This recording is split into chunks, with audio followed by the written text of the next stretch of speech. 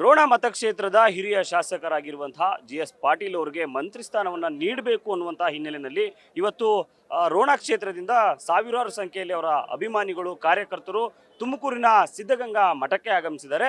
ಇಲ್ಲಿಂದ ಅವರು ಬೆಂಗಳೂರಿನ ಫ್ರೀಡಂ ಪಾರ್ಕ್ವರೆಗೂ ಕೂಡ ಪಾದಯಾತ್ರೆಯನ್ನ ಮಾಡ್ತಾ ಇದ್ದಾರೆ. ಅವರ ಒತ್ತಾಯ ಅವರಿಗೆ ಮಂತ್ರಿ ಸ್ಥಾನವನ್ನು ನೀಡಬೇಕು ಅಂತೇಳಿ.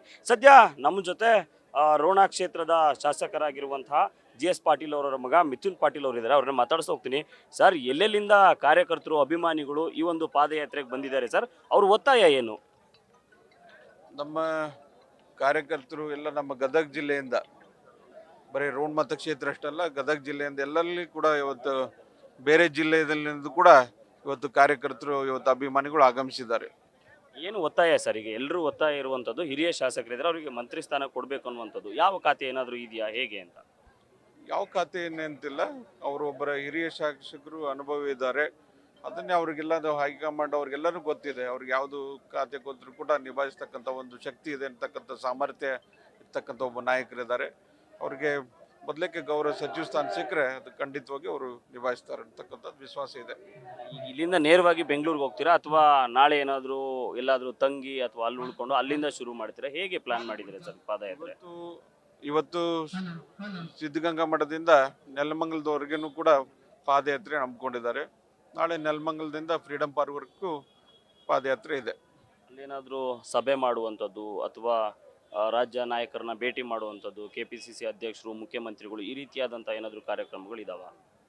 ಅಲ್ಲಿ ನಮ್ಮೆಲ್ಲ ಹಿರಿಯ ನಾಯಕರಿಗೆ ಭೇಟಿ ಆಗ್ತಕ್ಕಂಥದ್ದು ಫ್ರೀಡಂ ಪಾರ್ಕ್ದಲ್ಲಿ ಅವ್ರಿಗೆ ಎಲ್ಲರಿಗೂ ಕೂಡ ರಿಕ್ವೆಸ್ಟ್ ಮಾಡ್ಕೊಂಡು ಆಹ್ವಾನ ಮಾಡಿ ಅವರಲ್ಲಿ ಬಂದು ನಮ್ಮ ಏನು ಎಲ್ಲ ಕಾರ್ಯಕರ್ತರದ್ದು ಒಂದೇನು ಮನವಿ ಇದೆ ಅದನ್ನೆಲ್ಲ ಅವರಲ್ಲಿ ಬಂದು ಸ್ವೀಕರಿಸ ಮಾಡ್ಕೊಳ್ತಕ್ಕಂಥದ್ದು. ನಮ್ಮ ಈಗಿನ ನೂತನ ಮುಖ್ಯಮಂತ್ರಿಗಳಂತ DK ಶಿವಕುಮಾರ್ ಸಾಹೇಬರು, ಹಿಂದಿನ ನಮ್ಮ ನಾಯಕರು ಹಿರಿಯರಾದಂಥ ಮುಖ್ಯಮಂತ್ರಿಗಳಂತ ಸಿದ್ದರಾಮಯ್ಯ ಸಾಹೇಬರು, ನಮ್ಮ KPCC ಅಧ್ಯಕ್ಷರಾದಂಥ BK ಹರಿಪ್ರಸಾದ್ ಅವರು ಕೂಡ ಅಲ್ಲಿ ಬಂದು ನಮ್ಮೆಲ್ಲ ಕಾರ್ಯಕರ್ತರ ಮನವಿಯನ್ನು ಸ್ವೀಕರಿಸಬೇಕನ್ನೋದು ನಮ್ಮೆಲ್ಲರ ಒಂದು ಇದಿದೆ.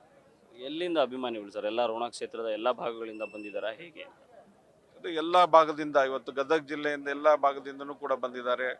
ಬೇರೆ ನಮ್ಮ ಜಿಲ್ಲೆಗಳಿಂದ ಕೂಡ, ಹಾಗೆ ಬಾಗಲಕೋಟೆ ಜಿಲ್ಲೆ ಇರ್ಬೋದು, ಹಾವೇರಿ ಜಿಲ್ಲೆ ಇರ್ಬೋದು, ಧಾರವಾಡ ಜಿಲ್ಲೆ ಇರ್ಬೋದು, ಎಲ್ಲ ಭಾಗಗಳಿಂದಲೂ ಕೂಡ ಇವತ್ತು ಕಾರ್ಯಕರ್ತರು ಆಗಮಿಸಿದ್ದಾರೆ. ಎಷ್ಟು ಜನ ಬಂದಿದ್ದಾರೆ ಅಂತ ಸರ್ ನಿಮಗೆ ಮಾಹಿತಿ? ಇವತ್ತು ಸುಮಾರು 2,000 ಮೇಲೆ ಇವತ್ತು ಕಾರ್ಯಕರ್ತರು ಇಲ್ಲಿ ಇದರಲ್ಲಿ ಭಾಗವಹಿಸಿದ್ದಾರೆ ಅಂತ ಲೆಕ್ಕ ಇದೆ. ಹಿಂದೆ ಕೂಡ ಸಿದ್ದರಾಮಯ್ಯನವರ ಕ್ಯಾಬಿನೆಟ್ನಲ್ಲಿ ಏನಾದರೂ ಸಚಿವ ಸ್ಥಾನಕ್ಕೆ ಕೇಳಿದ್ರಾ? ಏನಾದರೂ ಆ ಥರದ್ದು ಏನಾದರೂ ನಡೆದಿತ್ತ? ಹಿಂದಿನೂ ಕೂಡ ಕೇಳಿದ್ರು ಸಚಿವ ಸ್ಥಾನ ಸಿಗ್ಬೇಕಂತಕ್ಕಂಥದ್ದು. ಅವಾಗಲೂ ಕೂಡ ಅವರಿಗೆ ಭರವಸೆನ ಕೊಟ್ಟಿದ್ರು, ಮುಂದೆ ಅವಕಾಶವನ್ನು ಕಲ್ಪಿಸಿಕೊಡ್ತೀವಿ ಅಂತಕ್ಕಂಥದ್ದನ್ನ ಅವ್ರಿಗೂ ಕೂಡ ಭರವಸೆನ ಕೊಟ್ಟಿದ್ರು. ಸಾಕಷ್ಟು ಜನ ಸರ್ MLAಗಳು ಹಿರಿಯರಿದ್ದೀವಿ, ನಮಗೆ ಮಂತ್ರಿ ಸ್ಥಾನ ಈ ಬಾರಿನಾದರೂ ಕೊಡಿ ಅಂತೇಳಿ ಸಾಕಷ್ಟು ಜನ ಡೆಲ್ಲಿವರೆಗೂ ಹೋಗ್ತಾ ಇದ್ದಾರೆ. ಸೊ ತಾವು ಏನಾದರೂ ಹೋಗುವಂಥದ್ದು ಆ ಥರದ್ದು ಏನಾದರೂ ಇದೆಯಾ ಒತ್ತಾಯ ಮಾಡಲಿಕ್ಕೆ ಕಾರ್ಯಕರ್ತರಿಗೆ? ನಾವು ಎಲ್ಲ ನಮ್ಮ ಇಲ್ಲೇ ರಾಜ್ಯದಲ್ಲಿ ಬಂದಾಗ, ಬೆಂಗಳೂರಿಗೆ ನಮ್ಮ ಹಿರಿಯ ನಾಯಕರೆಲ್ಲರೂ ಬಂದಾಗ ಅವ್ರಿಗೆಲ್ಲರೂ ಕೂಡ ಭೇಟಿಯಾಗಿದ್ದೇವೆ. ಇವತ್ತೆಲ್ಲ ಅವರು ಎಲ್ಲ ಹಿರಿಯ ನಾಯಕರು ಕೂಡ, ಮಲ್ಲಿಕಾರ್ಜುನ್ ಖರ್ಗೆ ಸಾಹೇಬರು ಇರ್ಬೋದು, ವೇಣುಗೋಪಾಲ್ ಇರ್ಬೋದು, ಸುಜ್ರಿವಾಲ ಸಾಹೇಬರು ಇರ್ಬೋದು, ಎಲ್ಲ ನಮ್ಮ DK ಶಿವಕುಮಾರ್ ಸಾಹೇಬರಿಗೆ, ಸಿದ್ದರಾಮಯ್ಯ ಸಾಹೇಬರು ಎಲ್ಲರಿಗೂ ಕೂಡ ಭೇಟಿಯನ್ನು ಆಗಿದ್ದೇವೆ. ಒತ್ತಾಯ ಮಂತ್ರಿ ಸ್ಥಾನ ಕೊಡಬೇಕು ಈ ಬಾರಿ ಕ್ಯಾಬಿನೆಟ್ನಲ್ಲಿ.